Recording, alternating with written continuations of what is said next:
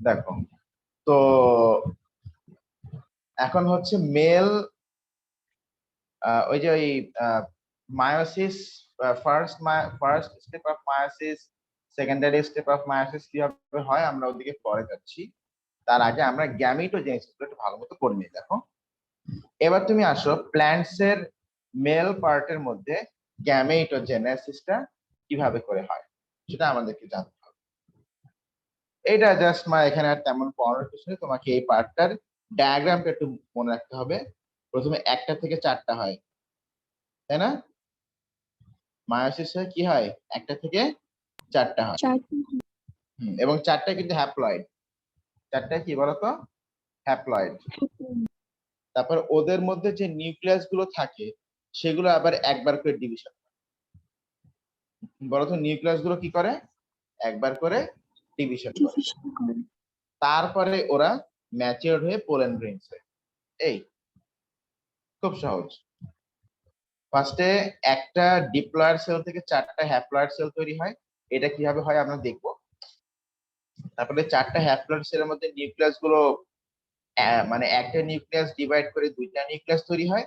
তারপর ওরা ম্যাচিওর হয়ে ধাপা পোলেন গ্রেইন হয়ে যায়। এখন দিন বলতো স্যার দুইটা নিউক্লিয়াস দরকার কি ছিল? দেখো, এখানে একটা নিউক্লিয়াসের নাম হচ্ছে আমরা বলি টিউব নিউক্লিয়াস, টিউব। আরেকটা নিউক্লিয়াসের নাম হচ্ছে জেনারেটিভ নিউক্লিয়াস। একটা টিউব নিউক্লিয়াস আর একটা কি বলো, জেনারেটিভ নিউক্লিয়াস।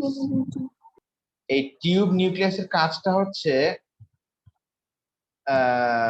যেমন আমি তোমাকে বলি, ধরো ফ্লাওয়ারটা এই যে দেখো, এই যে এইটা হচ্ছে the female part of the flower, বুঝছো? তা এখন এখানে এসে পোলেন গ্রেইনটা বসবে, বসে একটা পোলেন টিউব তৈরি করবে।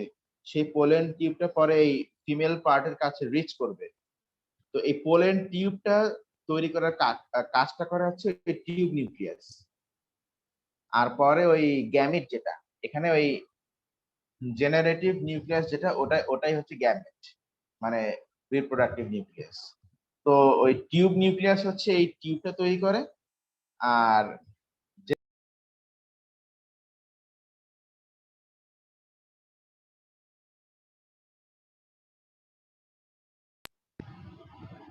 তুমি কি আমার কথা শুনতে পাচ্ছ মা? জি স্যার। আচ্ছা, তো টিউব নিউক্লিয়াস হচ্ছে ওই এই পোলেন টিউবটা তৈরি করে। আর জেনারেটিভ নিউক্লিয়াস হচ্ছে এই পোলেন টিউবের মধ্যে দিয়ে গিয়ে এখানে ফিমেল গ্যামিটের সাথে মিট করে। যাই হোক, তো এই হচ্ছে গ্যামিটোজেনেসিস ইন